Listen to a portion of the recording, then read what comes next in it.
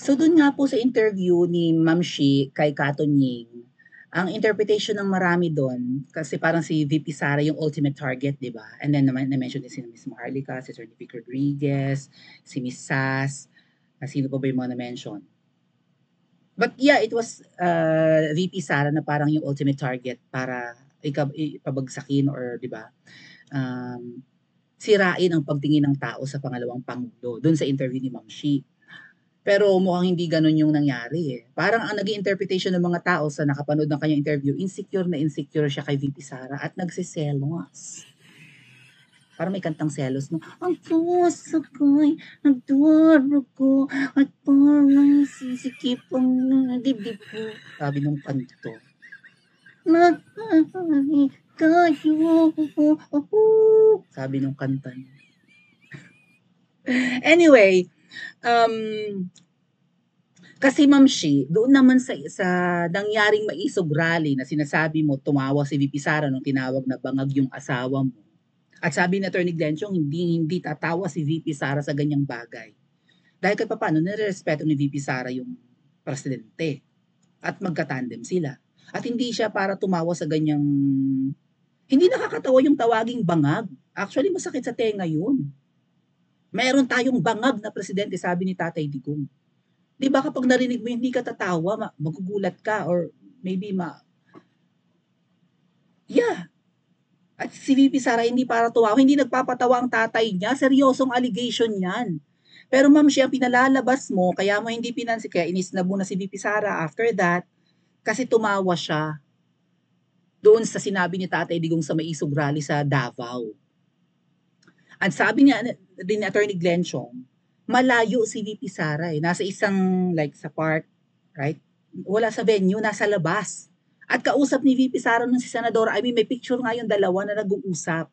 Ang ikinasasama ng loob mo, Madam First Lady, is yung thought na nandun muna si VP Sara sa program yung Bagong Pilipinas Kick-Off Rally na pilit yung sinabayan yung Maisog Rally na yan.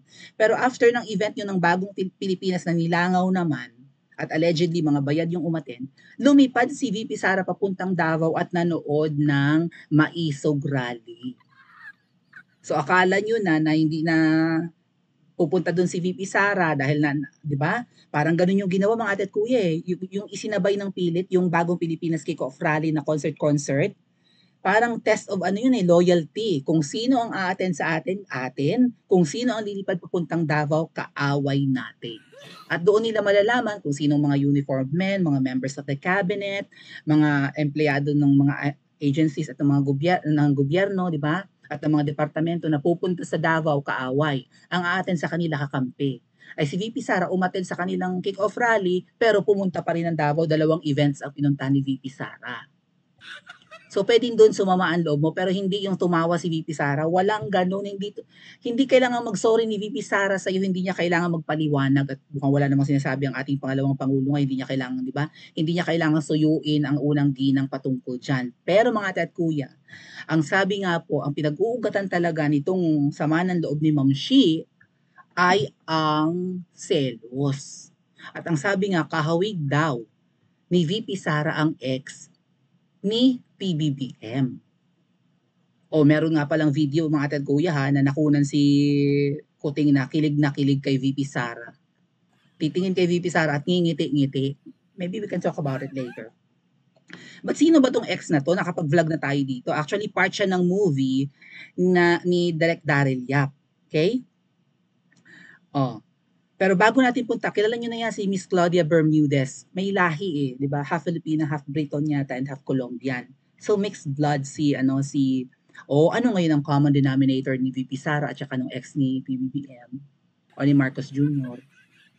Si Ma'am Shiba, purong lahi. Wala ba siyang ibang lahi? Purong Pinay ba siya? Anyway, ito po muna, bago natin punta si Miss Claudia. Sabi ni Miss MJ, ito daw ang tanong ni Kato Nying sa First Lady, ano hong message niyo doon sa mga ayaw kayong tigilan at inaaraw-araw kayo tulad ni Maharlika, ng mga Duterte, ni Sara Duterte? Tanong ni Kato Nying. Ang sagot ni Ma'am Shi, bring it on. O, di ba?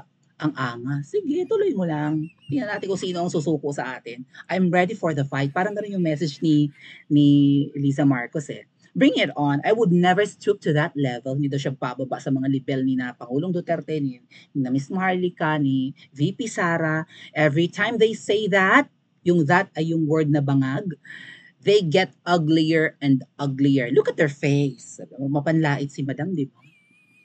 Tayo cute pa rin, sabi niya kay, di ba yung sabi kay Gato niya, bring it on, there's such a thing as karma, oh my God. Coming from you pa talaga, madam. Yung that daw, perhaps she's referring to the word bangag, di ba? Kasi tinatawag lagi ni Miss Marley kang bangag si Hello Kitty, si Tatay Digong, sinabi, may presidente tayong bangag, may presidente tayong adik. Habang ganun daw ang ngal-ngal ng mga bumabatikos kay PRRD at binention naman ni Kato Nying si VP Sara, habang binabatikos daw ang asawa ni Ma'am Shi, ay lalo daw pumapangit ang mga gumagamit ng word na, bakit ang ganda pa rin ni VP Sara? Sila daw ni Kato Nying, cute pa rin. Saan banda, Ma'am Shi? Saan banda ka cute? Ngayon, dito sa picture ni VP Sara, medyo may resemblance nga siya sa ex ni PBBM.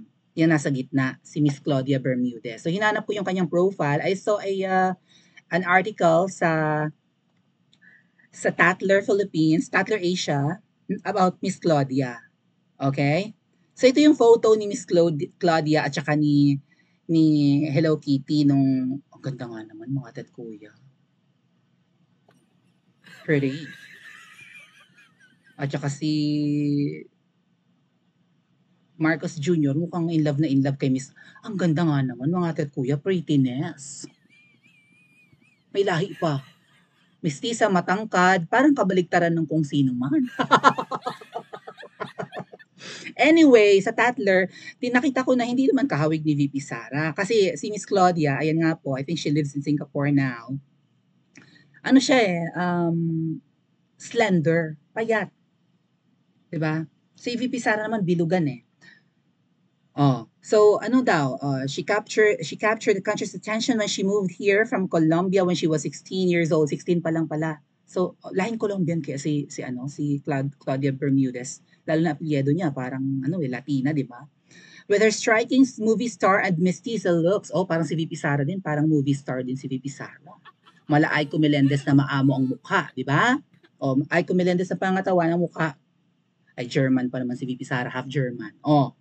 Mestiza looks, maputi si VP Sara. She was the toast of the town, yada yada. So nakatira na ngayon sa Singapore, may anak na happy na ang buhay.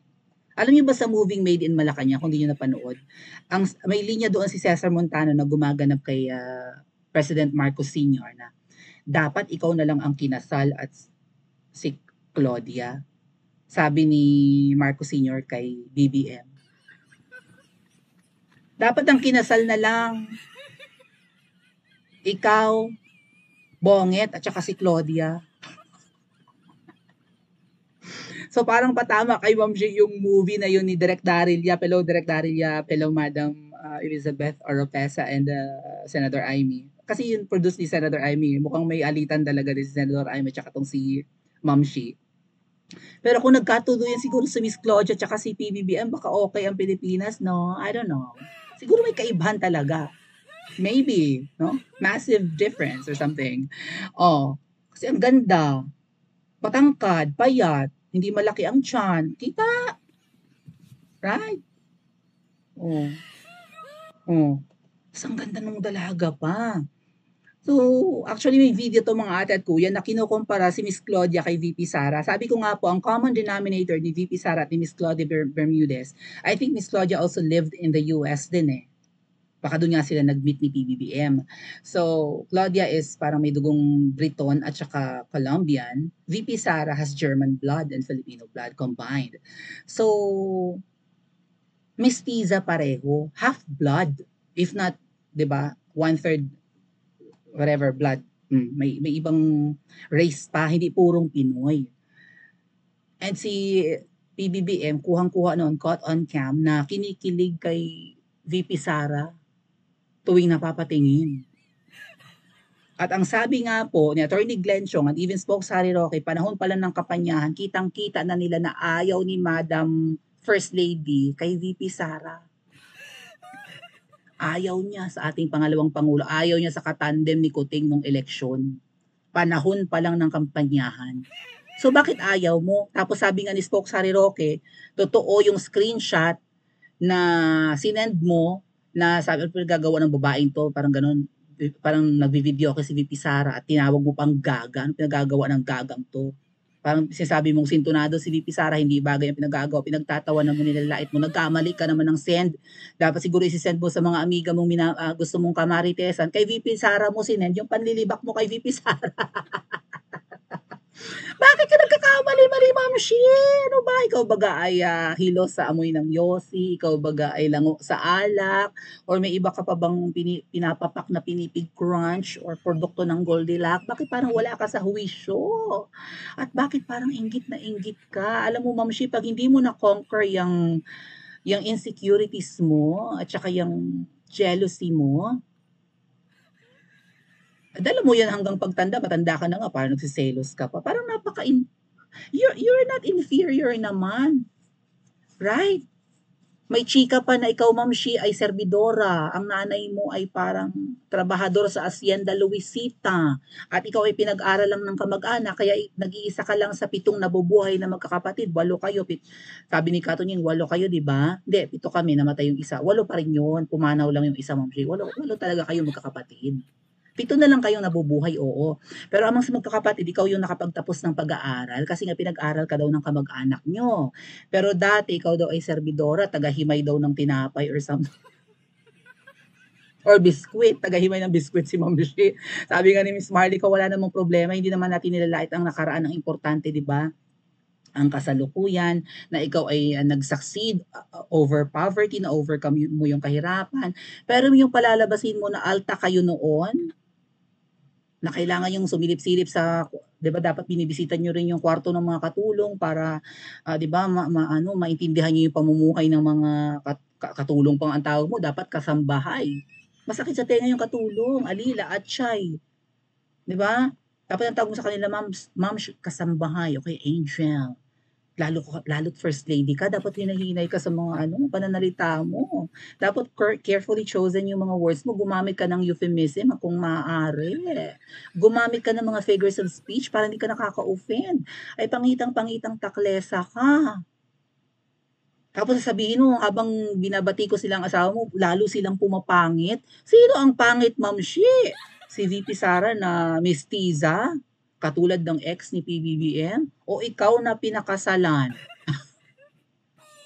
Pero parang ikaw ang nasusunod sa bansa ngayon, tapos kung ano-ano pa mga pinagsasabi mo, pilit mo pinaportray ang sarili mo na ikay, 'di ba? Conservative, mahinahon, hindi pala away, hindi mapanakit. Pero iba ang lumalabas sa bibig mo. Tapos yung mata mo pa, very piercing.